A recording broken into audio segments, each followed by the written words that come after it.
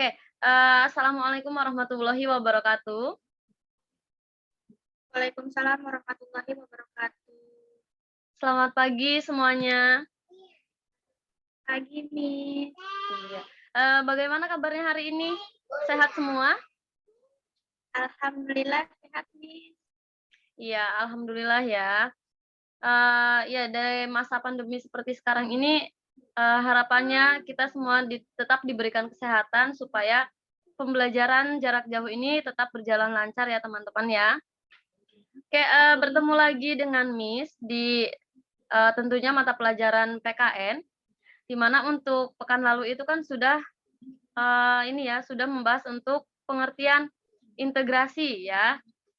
Nah, untuk materi sekarang itu tinggal melanjutkan yaitu tentang bentuk-bentuk ancaman.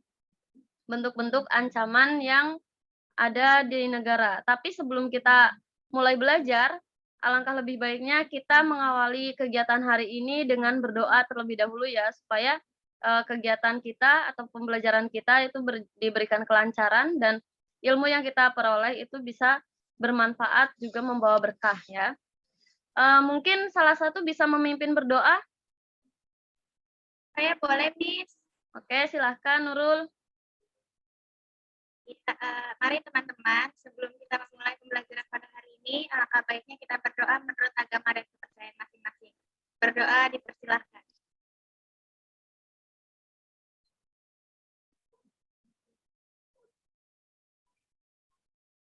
Berdoa selesai.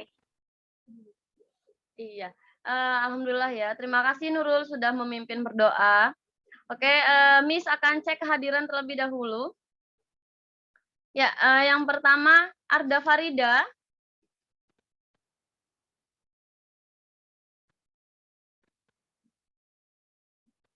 Arda Farida hadir? Hadir Bu, hadir Miss. Oke, hadir. Bagus ya. Kemudian Muhammad Fajar. Fajar tidak hadir, Miss. Oh, tidak hadir. Ada yang tahu mungkin kemana Fajar? Sudah dihubungi, Miss, cuman belum direspon. Oh, gitu. Semoga dalam keadaan sehat ya, dan semoga untuk pertemuan selanjutnya Fajar bisa ikut di Zoom ya. Oke, selanjutnya Nur Azizah. Nur Azizah. Hadir, Bu. Oke, terakhir Nurul Jahro. Hadir, Miss. Iya, alhamdulillah ya. Dari 4 siswa yang hadir 3. Ini berarti 75%-nya hadir. Alhamdulillah. Semoga pertemuan selanjutnya bisa komplit ya untuk semuanya bisa ikut ke Zoom. Iya, seperti yang tadi sudah Miss jelaskan bahwa hari ini kita akan mempelajari bentuk-bentuk ancaman terhadap negara. Nah, sebelum kita mempelajari bentuk ancaman, ada yang masih ingat integrasi itu apa? Saya mau coba, Miss. Ya, silakan Nurul. Integritas ya, apa tadi, Miss? Iya, integritas atau integrasi, boleh. Mungkin kalau menurut saya itu tantangan ya, Miss. Tantangan. Ya. Kurang tepat, tapi terus ya sudah bagus, sudah berani mengeluarkan pendapat. Yang lainnya? Boleh Miss, boleh Miss. Boleh. Boleh Miss ya menjawab. Ya boleh, silahkan Arda. Ancaman. Ancaman. Yang saya tanya. Oke, itu ancaman ini kan materi yang akan kita pelajari. Nah, yang jadi pertanyaan saya itu adalah integritas atau integrasi nasional. Ayo. Kira-kira apa ya integrasi ya? Oh, lupa. Oke, berarti Miss ulang lagi nih ya. Untuk integrasi ini persatuan dan kesatuan yang utuh dari suatu bangsa ya. Oh, iya. Ya, sudah ingat? Iya, Oke, kalau sudah ingat Ingat, Miss, ya. integrasi. Jadi kan integrasi itu persatuan dan kesatuan suatu bangsa ya, yang secara bulat dan utuh. Nah, kemudian setiap bangsa tentunya akan memiliki ancaman-ancaman tersendiri. Nah, ancaman itu apa ya ancaman ya? Kira-kira ancaman apa? Ancaman baru tantangan ya, Miss. Oke, tantangan boleh. Ada Iya, lagi yang lain?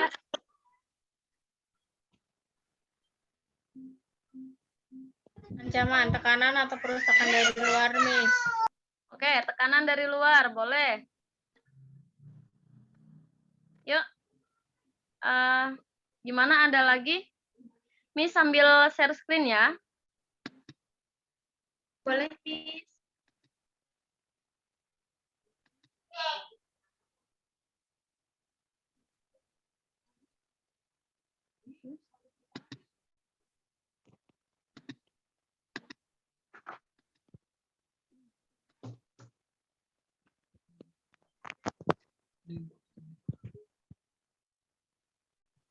Nah, oke.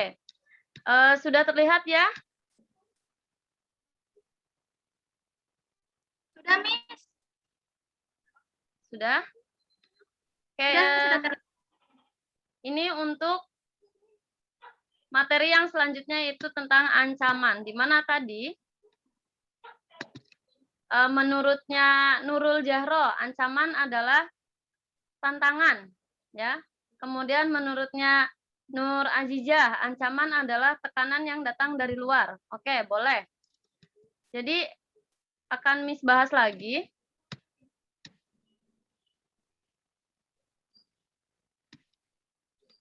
Oke, ini pengertian integrasi ya. Jadi integrasi adalah penyatuan atau pembauran suatu bangsa menjadi satu kesatuan yang utuh ya. Jadi integrasi itu persatuan dan kesatuan. Nah, kalau ancaman ini bisa kita jelaskan seperti ini ya, ancaman ya. Ancaman itu adalah setiap usaha dan kegiatan baik yang datang dari dalam negeri maupun luar negeri yang dinilai dapat membahayakan kedaulatan negara, keutuhan wilayah negara, dan keselamatan segenap bangsa. Ya, teman-teman ya, itu. Jadi ancaman ini, apapun itu, setiap usaha dan kegiatan yang memang dinilai dapat membahayakan keutuhan bangsa Indonesia ya, keutuhan NKRI. Ini merupakan ancaman. Nah, untuk ancaman, secara umum kan dibedakan menjadi dua. Ada ancaman militer dan yang kedua adalah ancaman non-militer. Iya, untuk ancaman militer, ini identiknya ancaman yang menggunakan senjata. Ada kontak fisiknya yang kasat mata, yang terlihat wujudnya itu apa, kayak gitu ya. Contohnya ada peperangan, itu merupakan ancaman militer, kemudian ada pemberontakan dari dalam negeri, itu merupakan ancaman militer. Kemudian ada ancaman non militer. Nah, kalau ancaman militer itu menggunakan senjata, kalau ancaman non militer ini menggunakan kekuatan politik atau cara berpikirnya, cara pandang, sudut pandang yang dipengaruhi itu adalah sudut pandang ya untuk ancaman non militer. Oke, kemudian materi selanjutnya ini kita langsung ke bentuk-bentuk ancaman ya. Bentuk-bentuk ancaman yang pertama itu ada, kalau tadi kan secara umum ya, kalau ini bentuk ancaman yang ada di Indonesia yang sudah dijabarkan per bidang ya, per bidang kehidupan. Itu kita dibedakan menjadi 5 bidang. Yang pertama itu ada di bidang ideologi, 2 bidang politik, 3 bidang ekonomi, 4 bidang sosial budaya, dan kelima itu ada bidang pertahanan dan keamanan. Ya, untuk bidang ideologi, ini pengertiannya yaitu suatu ancaman yang dinilai memiliki suatu kemampuan yang dapat membahayakan pola pikir dari masyarakat Indonesia. Iya, jadi ideologi ini mempengaruhinya adalah pola pikir, di mana banyak tidak hanya datang dari luar, tapi dari dalam negerinya saja. Untuk masyarakat Indonesia ada yang ingin mencoba mengubah landasan dasar ideologi atau dasar falsafah Indonesia atau ideologinya Indonesia, ya. Contohnya itu ada pemberontakan dan gerakan separatisme, yaitu ada OPM, ya. OPM itu kan organisasi Papua Merdeka, itu terjadi di Irian Jaya di Papua pada tahun 1960. Kemudian ada pemberontakan PKI. Nah, pemberontakan PKI ini ada pemberontakan PKI di Madiun, kemudian yang sangat terkenal sekali itu ada sebuah peristiwa pemberontakan PKI yang kita kenal dengan nama G30 SPKI, ya. Itu terjadi pada tanggal 30 September tahunnya 1948. Nah, kenapa PKI memberontak? Karena PKI ingin mengubah ideologi Pancasila menjadi ideologi komunis, karena orang-orang PKI itu berpandangan bahwa ideologi komunis ini yang lebih tepat untuk diterapkan di Indonesia. Ya, kemudian ada contoh yang lainnya itu ada DITII, Darul Islam Tentara Islam Indonesia. Nah, kemudian untuk bidang yang kedua itu ada bidang politik. Bidang politik ini ancaman atau yang merupakan suatu tindakan atau usaha yang datang baik dari dalam negeri maupun luar negeri yang dapat membahayakan keutuhan suatu bangsa dan dinilai dapat memecah belahkan bangsa yang mengatasnamakan kepentingan politik, ya.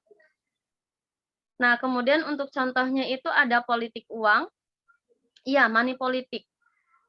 Kemudian ada politik sara, ada politik oligarki. Nah, money politik ini biasanya sering terjadi ketika adanya pemilu, ya. Bahkan jauh-jauh hari sebelum pemilu biasanya calon atau orang yang mencalonkan diri untuk menjadi pemimpin itu sudah melakukan kampanye. Kemudian dalam kampanyenya itu mereka itu tidak segan-segan untuk membagikan uang atau sembako. Nah, ini yang dinamakan dengan money politik. Kenapa mereka membagikan sembako? Tentu tujuannya adalah untuk menarik simpati masyarakat.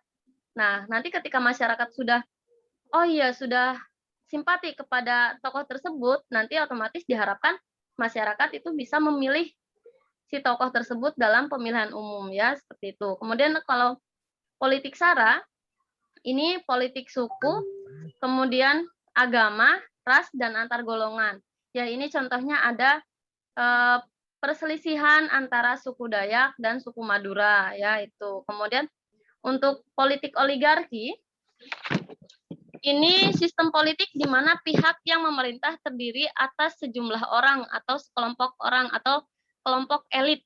Ya, jadi pemegang kekuasaannya itu adalah kelompok elit, ya. Nah, ketika politik ini diterapkan di suatu bangsa, Miss yakin bangsa ini itu akan kesusahan untuk mencapai kesejahteraan rakyat, kemudian keadilan dan kemerdekaan perorangan. Karena apa? Karena biasanya untuk negara-negara yang menganut politik oligarki ini akan lebih mementingkan kepentingan kelompok elitnya daripada kepentingan masyarakatnya. Itu. Nah, kemudian untuk ancaman di bidang selanjutnya yaitu ancaman di bidang ekonomi. Iya, seperti kita tahu, jadi untuk sekarang itu kan globalisasi, ya, eranya. Globalisasi apapun itu bisa masuk ke negara kita dengan sangat mudah. Nah, begitupun ekonomi. Jadi ekonomi ini untuk sekarang itu ekonomi itu tidak bisa berdiri sendiri. Jadi seantar satu negara dengan satu negara lainnya itu saling membutuhkan, ya. Karena apa? Karena memang adanya globalisasi. Jadi globalisasi ini bisa membawa dua pengaruh, ya. Jadi ada dampak positif dan juga ada dampak negatifnya. Positifnya itu terbukanya peluang masuknya berbagai produk dari dalam negeri ke pasaran internasional. Jadi barang-barang Indonesia itu bisa diperjualbelikan di pasaran internasional, tentu bersaing secara sehat, ya, dengan produk-produk luar yang berasal dari luar negeri. Nah, untuk dampak negatifnya ini, jadi kita itu mengeluarkan barang banyak ke luar negeri, tapi ternyata barang yang masuk dari luar negeri ke Indonesia itu justru lebih banyak daripada barang yang dikeluarkan. Nah, ini akan mempengaruhi perekonomian Indonesia ya. Nah, contohnya ini adanya perdagangan bebas yang menyebabkan masuknya produk dari luar negeri.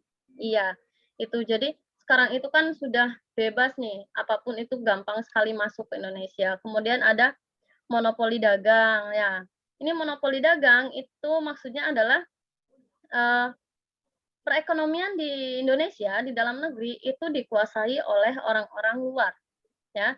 Contohnya ada tambang emas di Papua itu malah yang menguasai adalah Amerika bukan orang-orang Indonesia ya. Itu. Kemudian untuk selanjutnya ada ancaman di bidang sosial budaya. Nah, ancaman di bidang sosial budaya berarti bidang sosial budaya ini berarti erat kaitannya dengan kehidupan sehari-hari masyarakat ya. Nah, ini biasanya timbulnya itu karena adanya isu-isu kemiskinan, kemudian ada isu kebodohan, ada isu ketidakadilan ya. Ini yang menyebabkan adanya ancaman di bidang sosial budaya. Nah, selain itu adanya juga budaya yang terus-menerus mencoba masuk, budaya luar yang terus-menerus mencoba masuk Indonesia ya. Nah, ini untuk contohnya itu yang pertama ada munculnya sifat hedonisme. Hedonisme itu apa sih? Coba ada yang ingin mengemukakan pendapat atau tidak? Hedonisme itu kira-kira apa? Kayak merasa kaya gitu Miss bukannya? Merasa kaya, oke, boleh. Terus yang lainnya?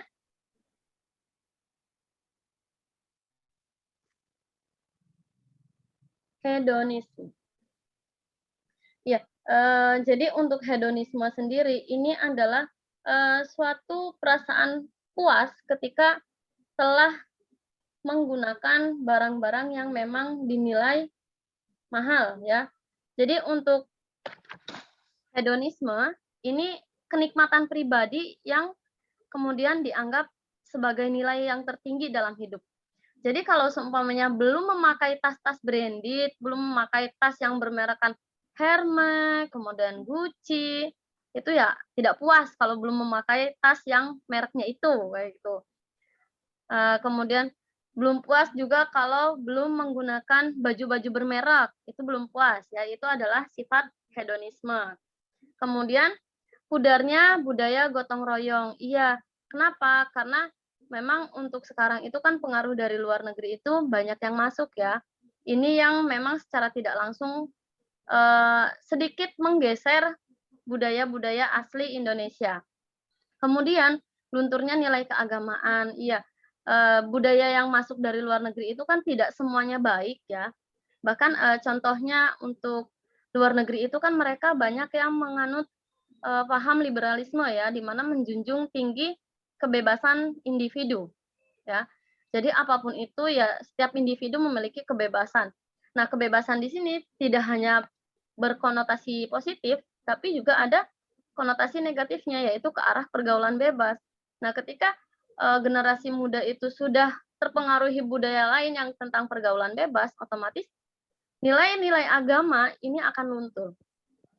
Sebetulnya kan di Indonesia itu kan tidak boleh seperti itu ya, karena dari awal Indonesia merdeka dan sampai saat ini untuk ideologi yang dipegang Indonesia tetap ideologi Pancasila. Harapannya semua warga negara Indonesia itu dapat berperilaku sesuai dengan nilai-nilai yang terkandung dalam Pancasila, dapat mematuhi norma-norma dan hukum yang ada di Indonesia, ya, seperti itu. Kemudian yang terakhir ini ada bidang pertahanan dan keamanan. Ya, kasus di dalam bidang pertahanan dan keamanan. Nah, upaya pertahanan negara itu berbagai upaya atau usaha yang dilakukan untuk mempertahankan kedaulatan negara, keselamatan bangsa dari ancaman dan keutuhan wilayah sebuah negara. Ya, Indonesia sudah merdeka atau belum? Untuk negaranya sudah merdeka, Miss. Ya, untuk negaranya sudah merdeka ya, di mana sebentar lagi juga kita akan memperingati Hari Kemerdekaan Indonesia yang ke-76 ya. Ya, Indonesia itu sudah merdeka pada tahun 1945 ya, sejak tahun 1945. Nah, ketika kita sudah merdeka, itu akan sangat sulit sekali untuk mempertahankan apa yang sudah ada. Jadi, untuk mempertahankan integrasi bangsanya itu sulit. Kenapa? Karena pertahanan dan keamanan di Indonesia ini terus-terus saja mendapatkan serangan dari berbagai ancaman ya, khususnya terjadi di Indonesia itu yang sering terjadi adalah konflik SARA. Nah, itu. Nah, untuk contohnya itu ada kasus Ambalat.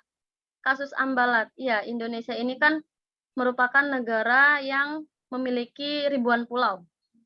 Dan pulaunya itu kan terpisah-pisah. Kemudian ada di Indonesia yang memang satu pulau, tapi ternyata untuk kepemilikannya dua negara. Contohnya itu ada Pulau Kalimantan ya. Kalimantan itu sebagian besar adalah miliknya Indonesia dan sebagian kecil miliknya Malaysia. Nah, tetapi Malaysia itu pernah mengakuisi Pulau Ambalat.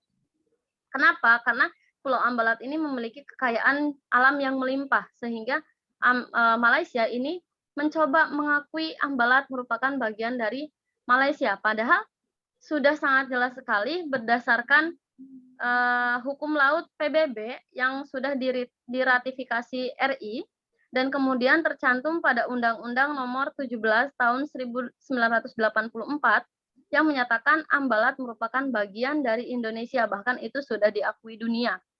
Nah, sama halnya dengan kasus yang kedua, kasus Miangas. Miangas ini terjadi antara Indonesia dan Filipina. Filipina mengakui Miangas sebagai miliknya Filipina, padahal Miangas itu secara sah adalah miliknya Indonesia. Oke, sampai di sini teman-teman, ada yang ingin ditanyakan?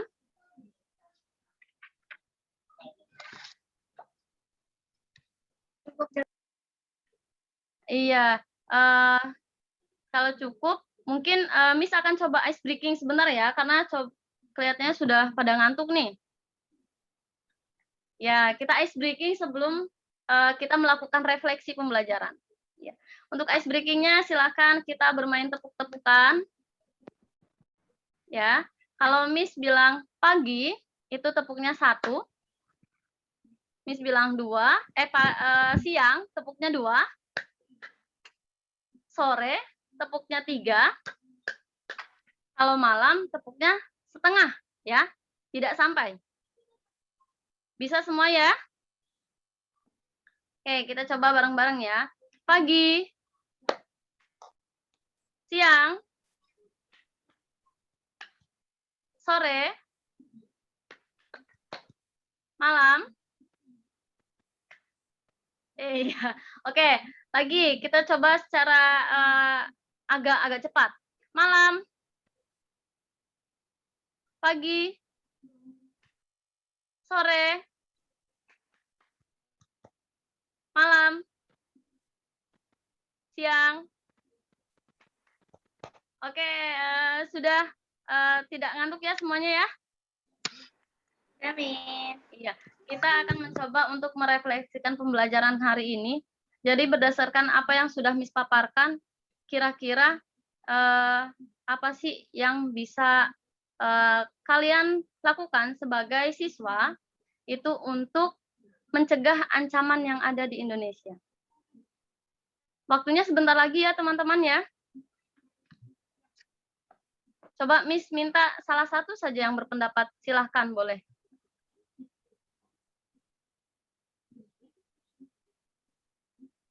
Ada yang ingin berpendapat?